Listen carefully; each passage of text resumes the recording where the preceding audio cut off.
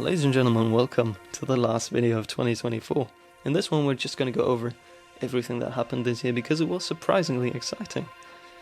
We're starting out with the first model of the year, which was a build for the Age of the Unseated RPG called Fringes of the Moor. I just posted that on Flickr because it was built for the shot, not detailed all the way around, so I didn't feel like making a video about that.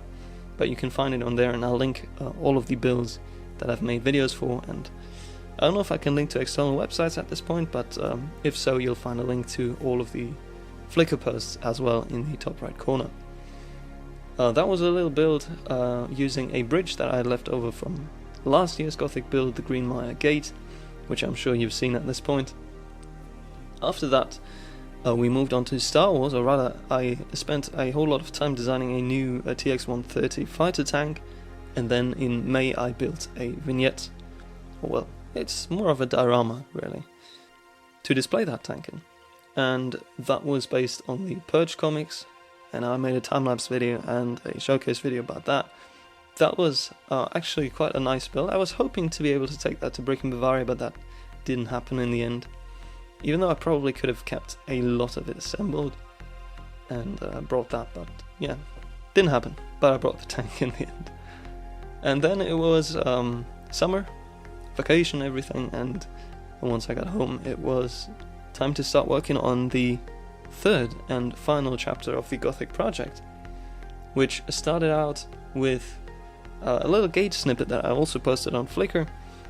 But before we really got the gears turning on that, there was Vin Week, a 7-day contest hosted by Rebelog. You get 6 prompts, 24 hours for 5 of them, and 48 for the last.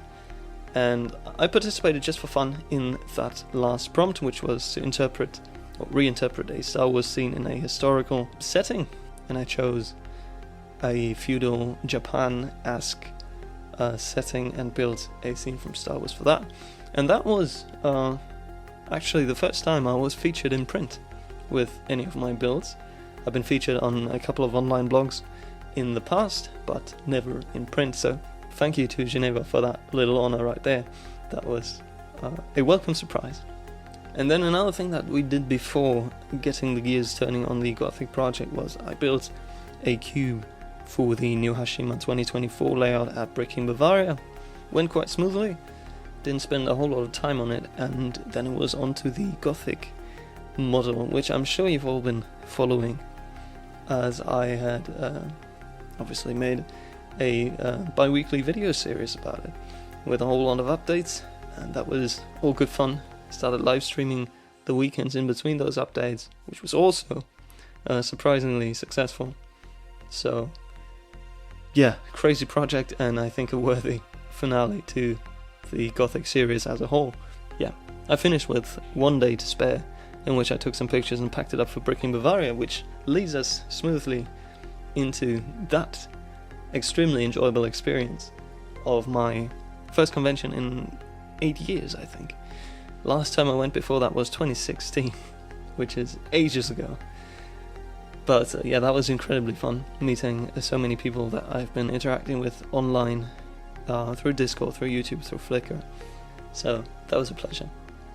And then, just before Christmas, we had another little build on the live stream that we did for the Age of the Unseated RPG, and that kind of rounds off the year. So yeah, it's going to be probably a couple of more weeks.